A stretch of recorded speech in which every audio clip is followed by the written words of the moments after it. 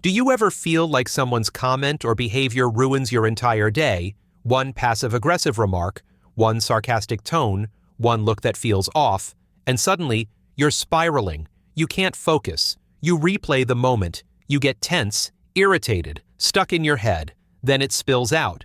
You snap at someone who didn't deserve it. You get short with your partner. You fire off a text with a little more bite than it needed, and now you're the one acting out of character. You're the one who seems angry for no reason. The worst part? The person who triggered it, they've already moved on. Meanwhile, you're still carrying the weight. You tell yourself not to take it personally. You try to brush it off, but it still gets in, again and again. It feels like your emotions are being controlled by whoever you run into that day. But what if they couldn't touch you? What if their words, their energy, their attitude meant nothing unless you let it? In this video, you'll learn how to stop getting emotionally hijacked by other people, how to respond with calm, not anger, and how to take back control of your inner state for good. Let's get into it. 1.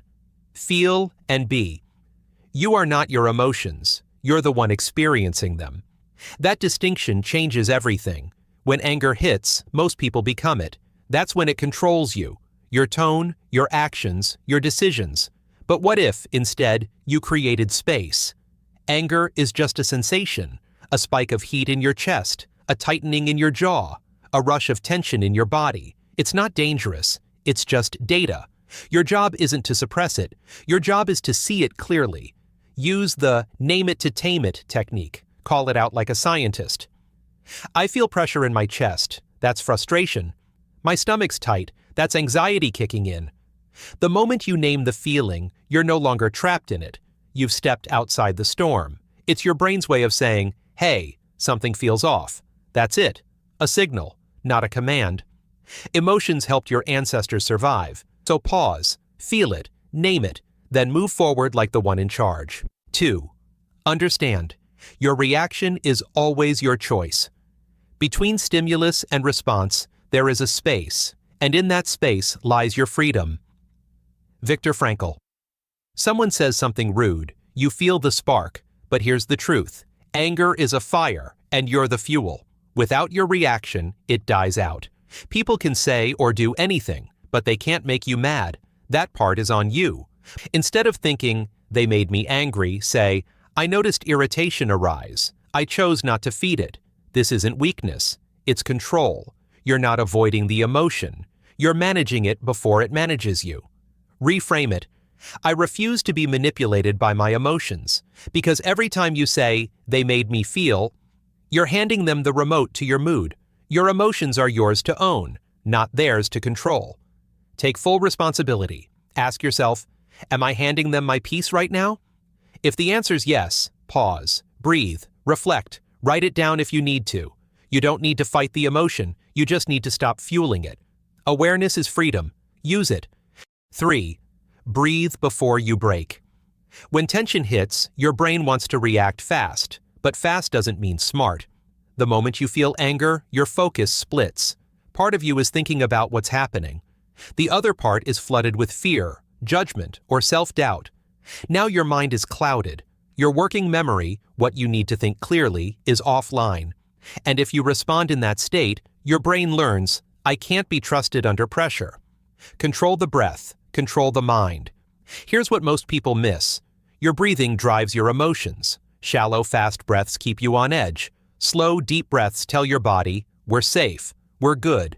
Use this reset technique anytime tension rises. Inhale through your nose for 4 seconds. Hold for a brief pause. Exhale slowly through your mouth for 6 seconds. Just one cycle can bring your mind back online. It calms your nervous system and gives you back that space to choose your response.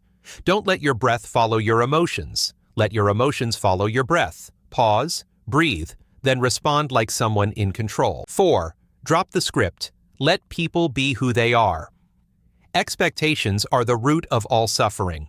You get angry because you expect people to act a certain way, your way, to be kind, to be thoughtful, to understand you without having to explain. But here's the reality. They won't. People behave based on their story, not yours. They were raised differently, taught differently, hurt differently. You don't know their full context. You're seeing the surface, not the storm underneath. And if you grew up with their exact life, their pain, culture, conditioning, you might act the same way they do. So when someone acts out, remember, they're not doing it to you. They're acting from who they are right now. Reframe it. They're acting from their nature. I'll respond from mine. You stop trying to control people and start controlling your response. 5. Let go of being right. Embrace the gray. Anger often comes from one thing, black and white thinking. They're wrong, I'm right. They're selfish, I'm reasonable. They're the problem, I'm the victim. But life isn't black and white. It's gray, messy, complicated, human. Nobody is completely good or bad. Nobody is always right or always wrong, including you. When you cling to being right, you shut down understanding. You turn every disagreement into a battlefield. And even if you win, you walk away drained, tense, disconnected. Letting go of being right isn't weakness, it's wisdom. It means you value truth over ego, connection over control, peace over pride. Because most of the time, the fight isn't about the topic, it's about identity, about proving you're smart, capable, or not to blame. Real freedom comes when you stop needing to be right and start being okay in the gray. 6. Everyone is your teacher. If life isn't black and white, then people aren't either. The same person who frustrates you might also be teaching you something important. That rude coworker? They're testing your patience. The selfish friend? They're helping you define your boundaries. The judgmental relative? They're reminding you to stay rooted in your own path. When you lock into black and white thinking, you label people as bad and close the door on growth. But when you step into the gray, you start asking better questions. What can I learn here? What's this reaction trying to show me? Instead of judging someone's worst trait, try to spot one thing you can respect, or at least learn from. This shift pulls your attention away from blame and toward growth. And here's the bonus. When you see others as teachers, not threats, you stop resenting them.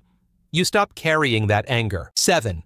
Purposeful action. If you don't have a clear purpose, someone else's emotion will decide your next move. Most people walk into difficult moments without a plan. So when tension hits, they default to ego. They argue to win, attack to defend, speak just to be heard. But when you have a specific, defined purpose, everything changes. You stop reacting. You start directing. Purpose is a clear target. I want to keep this relationship strong. I want to express my boundary calmly. I want to leave this conversation with clarity. Without that target, you shoot blind. But with purpose, even your silence is strategic. Purpose turns reaction into response, tension into direction, and emotion into momentum. Thanks for staying till the end. Hit subscribe